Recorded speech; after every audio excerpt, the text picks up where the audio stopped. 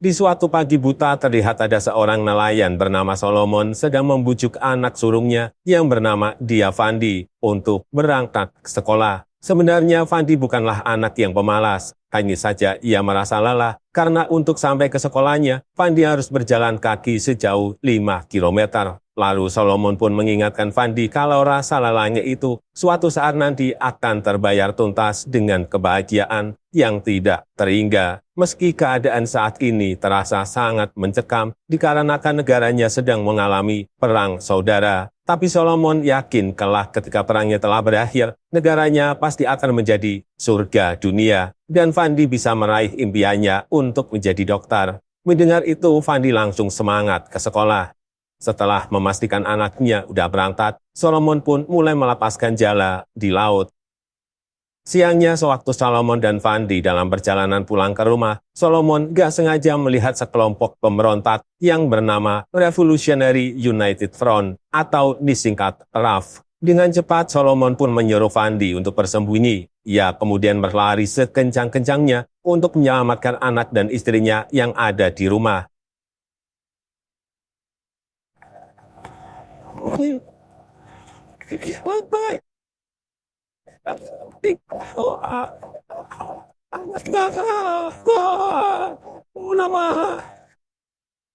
Kelompok RAF ini kemudian memotong satu persatu tangan warga yang berhasil mereka tangkap, agar nantinya para warga itu nggak bisa ikut nyoblos saat pemilihan presiden. Dan sewaktu ada yang memberontak, ketua kelompok RAF yang bernama Poison nggak segan-segan mengeluarkan tembakan. Lalu saat tiba giliran Solomon, Poison pun seketika berubah pikiran. Ia meminta anak buahnya untuk membawa Solomon ke pertambangan untuk kerja rodi, mencari berlian. Sementara di tempat lain terlihat PBB sedang mengadakan persidangan untuk membahas perang saudara yang terjadi di Sierra Leone. Rupanya kelompok RAF inilah yang menjadi biang kerok dari perang saudara di Sierra Leone. Mereka berkhianat dari misi pemerintah dan menciptakan perang di negaranya sendiri untuk menguasai wilayah pertambangan berlian, di mana hasil dari penjualan berliannya akan mereka gunakan untuk membeli senjata ilegal dan membiayai perang saudara. Awalnya, negara-negara besar bersepakat untuk menghentikan impor berlian yang berasal dari wilayah yang sedang konflik. Namun yang terjadi kemudian transaksi penjualan berlian di negara konflik masih terus berlanjut. Dan hari itu persidangan PBB dihadiri oleh Simon, yang merupakan pemilik dari perusahaan industri berlian yang bernama Van de Kaap. Kehadiran dua orang itu diharapkan agar bisa membantu menyelesaikan masalah berlian berdarah di Sierra Leone. Sementara yang terjadi di pertambangan, terlihat Solomon menemukan sebuah berlian berwarna merah muda sebesar telur puyuh, dan diperkirakan harga berlian itu bisa saja mencapai 60 juta dolar atau sekitar 900 miliar rupiah. Dengan cerdiknya Solomon pun menyelipkan berlian itu di sela-sela jari kakinya. Karena kalau sampai ketahuan, Solomon bisa-bisa langsung dihabisi saat itu juga. Lalu Solomon pun izin buang air besar, dan ia pun kemudian memanfaatkan kesempatan itu untuk mengubur berliannya di tanah. Namun sialnya aksinya itu dipergoki oleh Poison, dan saat Poison ingin merebutnya, mendadak pasukan tentara pemerintah datang menyerbu para pemberontak RAF.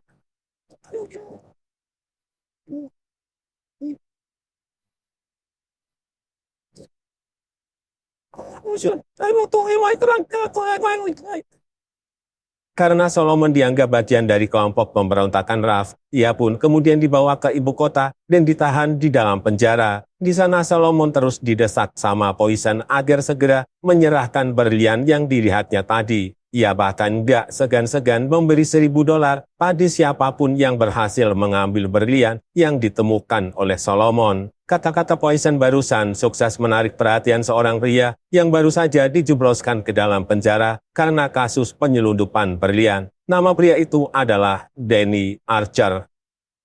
Besoknya setelah ditebus temannya, Danny pun bebas. Ia lalu meminta temannya itu untuk juga menebus dan membebaskan Solomon. Rupanya Danny mengincar berlian yang ditemukan Solomon itu. Ia yakin 100% kalau omongan Poison kemarin bukanlah sebuah omong kosong. Danny pun mengincar berlian itu bukan karena ingin mendapatkan imbalan $1.000 dari Poison, tapi ia ingin menjualnya ke seorang pengusaha berlian yang bisa membayarnya dengan harga selangit. Dan setelahnya ia pun berencana akan meninggalkan benua Afrika selamanya.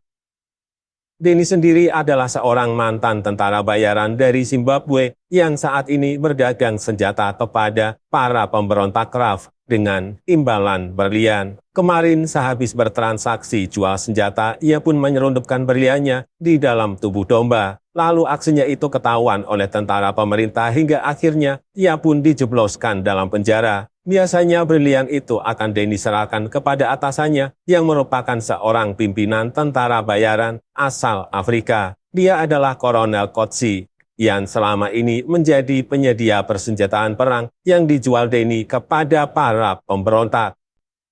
Sepulangnya Denny ke penginapan, ia langsung mengeluarkan berlian dari gigi palsunya. Dan setelah itu Denny pun buru-buru menjualkannya ke toko berlian. Kemudian Denny pun menggunakan uang dari hasil penjualan berliannya itu untuk memesan sebuah pistol terbaik dari pemilik kafe bernama Matt. Saat itulah Denny nggak sengaja melihat seorang wanita cantik bernama Maddie Bowen. Tanpa pikir panjang, Denny pun segera mendekati Maddie. Namun saat tahu Maddie adalah seorang wartawan yang ingin mengungkap kebusukan Van Den Kaap yang diam-diam terus membeli berlian berdarah dari Sierra Leone, detik itu juga Denny langsung menjauh pergi. Ya, selain bekerja sama dengan Kolonel Kotsi, Denny juga rupanya sering menjual ke Van Den Kaap dan ia nggak ingin menghancurkan mata pencahariannya sendiri. Denny kemudian kembali ke penginapan dan betapa kagetnya Denny saat mendapati kamar penginapannya telah hancur berantakan seperti kapal pecah. Rupanya itu semua adalah perbuatan dari anak buah Kolonel Kotsi, di mana Kolonel Kotsi kesal karena Denny nggak berhasil menyelundupkan berliannya.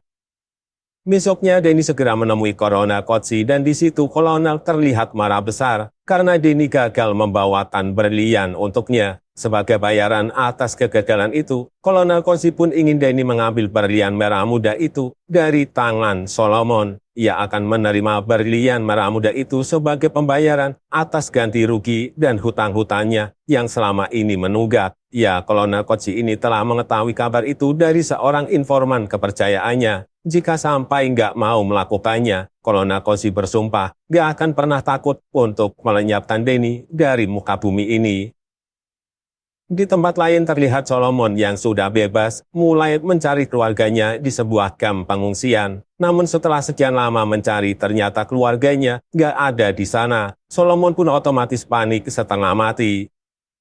Rupanya anak dan istrinya masih terdampar bersama para warga lain. Nggak berselang lama kelompok RAF pun kembali menyerang mereka hingga akhirnya Vandi tertangkap dan dibawa pergi ke markas RAF. Ia dan beberapa anak lainnya direkrut untuk menjadi pasukan pemberontak RAF. Mula-mula mereka diajarkan menembak, lalu mereka didoktrin dan dicuci otaknya agar nggak ada lagi rasa kemanusiaan dalam hati mereka.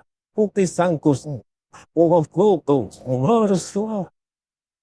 Di hari berikutnya, Denny pergi menemui Solomon yang saat ini sudah bekerja sebagai pelayan hotel. Denny terus saja membujuk Solomon agar mau menunjukkan di mana Solomon menyembunyikan berlian merah mudanya. Jika Solomon mau memberitahunya, Denny berjanji akan membantu menyatukan kembali Solomon dengan anak dan istrinya. Awalnya Solomon bersikeras menolak, namun saat mendengar janji itu, Solomon seketika menyetujuinya, dan gak lama kemudian pasukan pemberontak RAF mulai masuk ibu kota. Dengan secepat kilat, Denny dan Solomon pun lari sekencang-kencangnya.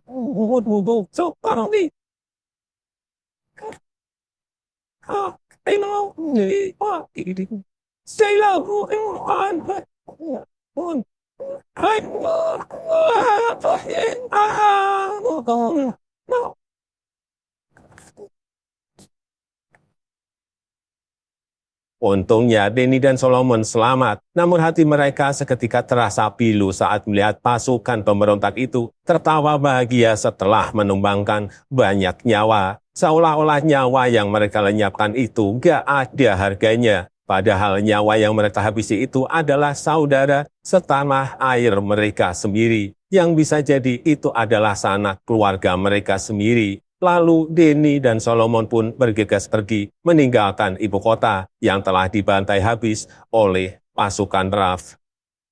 Setelah berhasil meninggalkan ibu kota, Denny pun kemudian ngajakin Solomon bertemu dengan Mehdi. Ia sengaja melakukannya agar Mehdi mau membantu mencarikan informasi keberadaan keluarga Solomon. Sebagai imbalannya, Denny akan menceritakan semua hal yang ia ketahui tentang keterlibatan Van Pickup dalam penyelundupan berlian berdarah. Mendengar itu, Mehdi pun bersedia untuk membantu Solomon. Dan sesaat setelah mendapatkan informasi keberadaan keluarga Solomon, Mehdi segera mengajak Denny dan Solomon pergi ke sebuah kamp pengungsian. Tangis Solomon pun pecah, gak terbendung lagi. Saat akhirnya ia bisa kembali bertemu dengan anak dan juga istrinya. Namun begitu tahu Vandi telah ditangkap pasukan pemberontakan RAF, tangis itu pun dengan cepat berganti menjadi sebuah teriakan yang sangat memilukan.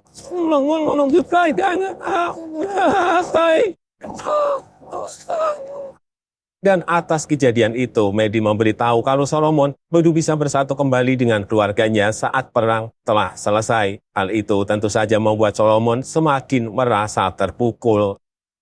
Di hari berikutnya, sesuai dengan janjinya waktu itu, Denny pun mulai membeberkan segalanya tentang penyelundupan berlian berdarah. Jadi setelah Denny berhasil menyelundupkan berliannya, pembeli di sana akan membawanya ke agen perantara di Monrovia, di mana Monrovia merupakan ibu kota sekaligus kota terbesar di Liberia. Lalu mereka akan menyuap petugas bea cukai kalau berlian itu ditambang di Liberia, bukan Sierra Leone. Dengan begitu, berliannya akan bisa dengan mudahnya diekspor ke Antwerp, yaitu salah satu ibu kota provinsi di Belgia, yang merupakan salah satu kota pelabuhan yang ada di sana. Berlian itu kemudian disortir dan selanjutnya dikirimkan ke India. Sesamanya di India, berlian berdarah itu akan bercampur dengan berlian yang ada di seluruh dunia, hingga akhirnya menjadi seperti berlian lainnya. Dan perusahaan Van Pickup lah yang sering memanfaatkan berlian berdarah itu. Mereka membeli berlian itu dan menyimpannya di berangkas ruang bawah tanah. Mereka akan menjual kembali berlian itu dengan harga yang sangat tinggi. Secara teknis, perusahaan Van Pickup nggak membiayai perang saudara itu, tapi merekalah yang menciptakan situasi agar perang tersebut terus berlanjut. Dan semua bukti transaksi penjualan penyelundupan itu tersimpan di buku tabungannya. Selesai membeberkan segalanya, Denny menyuruh Solomon pura-pura menjadi kameramennya, saat dirinya pun menyamar sebagai wartawan. Dengan begitu, mereka pun bisa mengikuti konvoi pers yang akan pergi ke Kono, di mana disitulah Solomon menyimpan berlian merah mudanya. Mereka lalu berangkat ke Kono bersama para wartawan yang lain, di mana dalam perjalanannya akan dikawal dengan pasukan tentara pemerintah. Namun di tengah perjalanan, pasukan pemberontak RAF tiba-tiba saja datang dan menyerang mereka dengan ganasnya.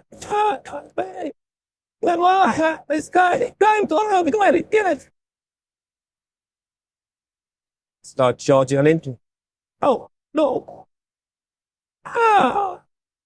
Go.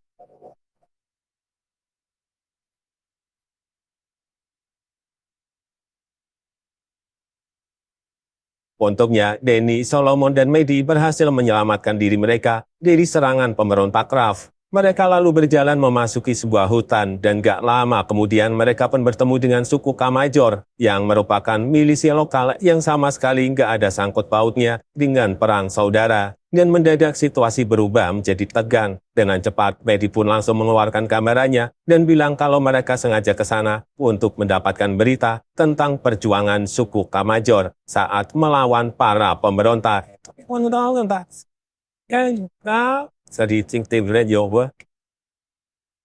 Setelah itu, Denny, Solomon, dan Mehdi diantarkan ke sebuah rumah penampungan anak-anak yang dulunya pernah menjadi pasukan RAF dan anak-anak yatim piatu. Rumah penampungan itu dikelola oleh seorang pria bernama Benjamin. Sorenya sambil melihat anak-anak bermain bola, Benjamin cerita ke Denny bagaimana dirinya berhasil menyelamatkan anak-anak yang sempat diculik oleh pemberontak RAF. Ia lalu bilang kalau semua manusia itu pada dasarnya baik, hanya saja perbuatan merekalah yang menjadikan mereka baik atau jahat. Karena dengan memberikan sedikit cinta, orang jahat sekalipun bisa memberi arti pada hidup. Lagian gak ada satupun orang yang tahu bagian mana yang akan membawa kita semua kepada Tuhan.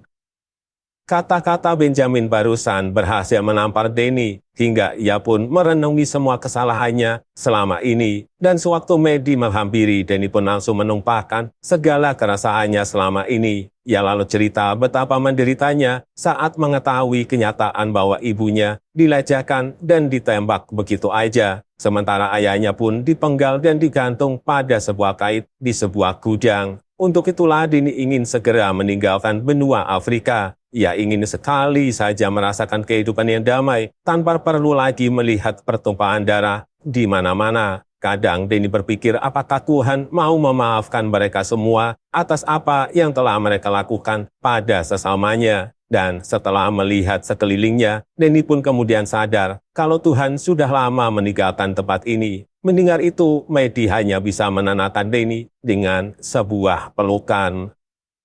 Besok paginya ketika Benjamin mengantarkan Denny, Solomon dan Maddie pergi ke kono, tiba-tiba perjalanan mereka itu dihadang oleh sekumpulan bocah pemberontak Ralph. Dan yang terjadi kemudian,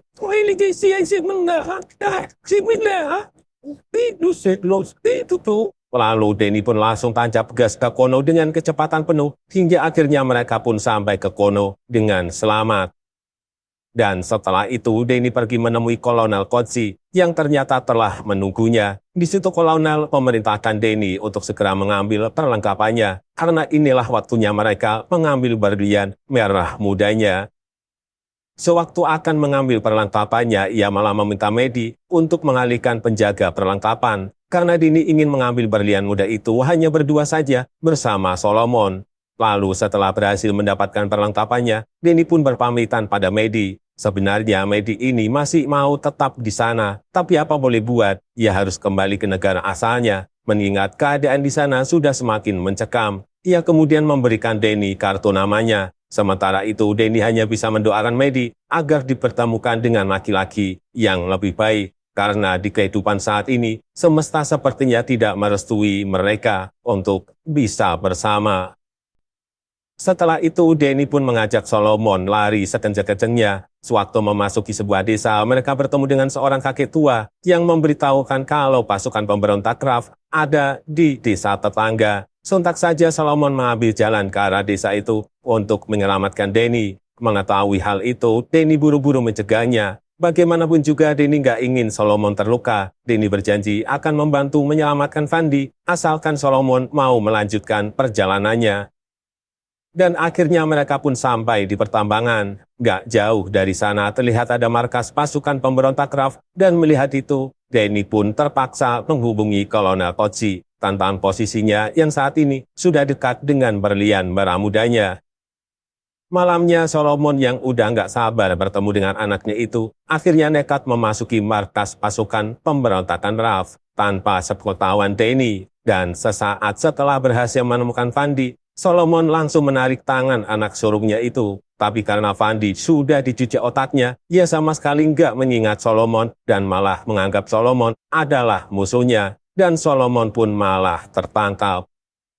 Besoknya Solomon kembali dipertemukan dengan Poison. Poison pun menyuruh Solomon untuk menunjukkan keberadaan berlian mudanya. Jika Solomon gak mau melakukannya, Poison bersumpah akan menghabisi Fandi detik itu juga. Bahkan ia gak akan segan-segan melukai anggota keluarga Solomon yang lain. Sontak saja hal itu menyulut emosi Solomon. Dengan beringasnya, Solomon langsung menyerang Poison, dan bertepatan dengan itu, Kolonel Kotsi dan pasukannya datang sambil terus membombardir area pertambangan.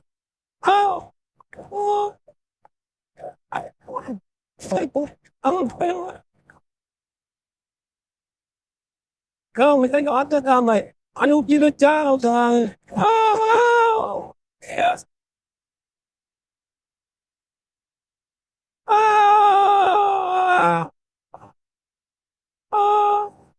Denny kemudian memanfaatkan kekacauan itu untuk menyelamatkan Fandi. Beberapa saat kemudian semua pasukan pemberontak Ralph berhasil dilumpuhkan. Kolonel Kotsi lalu meminta Denny untuk menekan Solomon agar segera menunjukkan keberadaan berlian merah mudanya. Jika Solomon terus-terusan bungkam, Kolonel Kotsi nggak segan-segan melenyapkan Fandi. Mendengar itu dengan sangat terpaksa, Solomon pun menunjukkan lokasinya. Sewaktu Solomon sedang menggali dan mencari berliannya, Denny pun memberikan kode untuk menjalankan rencana mereka waktu itu. Well, very it is here, look, I know it is. Yeah, steady.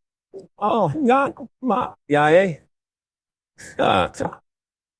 Setelah berhasil menumbangkan Kolonel Kotsi, Denny menyuruh Solomon mencari berlian merah mudanya karena pasukan tentara pemerintah akan segera datang. Lalu Denny baru menyadari kalau dirinya ternyata tertembak. Gak lama kemudian Solomon pun berhasil menemukan berliannya. Tepat saat itu, Fandi pun menodongkan pistol ke arah Denny. Dengan cepat Solomon pun menyadarkan Fandi. Solomon bilang kalau ada banyak orang yang menantikan kepulangan Fandi. Meski Fandi telah melakukan kejahatan, tapi di mata Solomon, Fandi tetap anak baiknya yang akan selalu Solomon sayangi. Dan alhamdulillahnya Fandi langsung tersadar. Setelah itu, Denny pun ngajakin Solomon dan Fandi segera angkat kaki dari sana.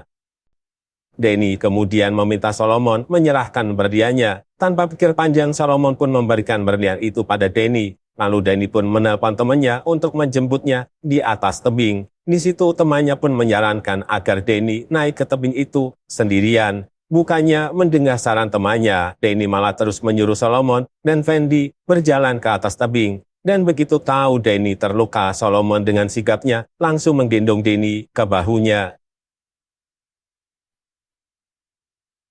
Oh, oh, oh. Gak lama kemudian Denny meminta Solomon menurunkannya. Denny sadar kalau ia sudah gak ada harapan lagi untuk melanjutkan hidupnya. Lalu Denny pun menyerahkan kembali berlian mudanya itu kepada Solomon. Selain itu, Denny juga memberikan kartu nama Medi. Denny meminta Solomon untuk segera menghubungi Medi apabila dirinya telah sampai di London. Setelah itu, Denny pun meminta Solomon meninggalkannya dan lekas naik ke tebing. Dan di sisa-sisa terakhir hidupnya, Denny langsung menelpon Medi. Ia lalu meminta Medi berjanji untuk selalu menjaga dan melindungi Solomon dan keluarganya. Denny bersyukur sekali karena Solomon sekarang bisa berkumpul kembali dengan keluarganya. Dan yang paling penting, Denny sangat bahagia karena Tuhan pernah mempertemukan dirinya dengan wanita seperti Medi. Setelah mengatakan itu, Denny pun memejamkan matanya untuk selamanya. Dan keesokan harinya, Solomon pun bertemu dengan Medi. Hari itu, Solomon akan menjualkan berlian darah mudanya ke Simon, sementara Medi akan memantaunya dari kejauhan. Gak berselang lama, Simon pun muncul. Ia memberikan Solomon uang 2 juta pound sterling. Tentu saja Solomon menolak. Ia gak akan menjual berlian merah mudanya sebelum Simon berhasil membawa anak dan istrinya ke London. Berhari-hari kemudian, Simon pun berhasil memenuhi permintaan Solomon, dan akhirnya berlian merah muda itu jatuh ke tangan Simon. Gak lama kemudian, Medi pun berhasil menerbitkan artikel tentang penyeludupan berlian berdarah itu ke seluruh dunia. Hingga akhirnya orang-orang menyadari bahwa di balik berlian yang indah itu ternyata ada ribuan nyawa yang telah melayang. That I won't let you go, put your arms around me and I'll let you know how it feels when time goes slow. And I won't let you rush, when I see you dance and the moment comes.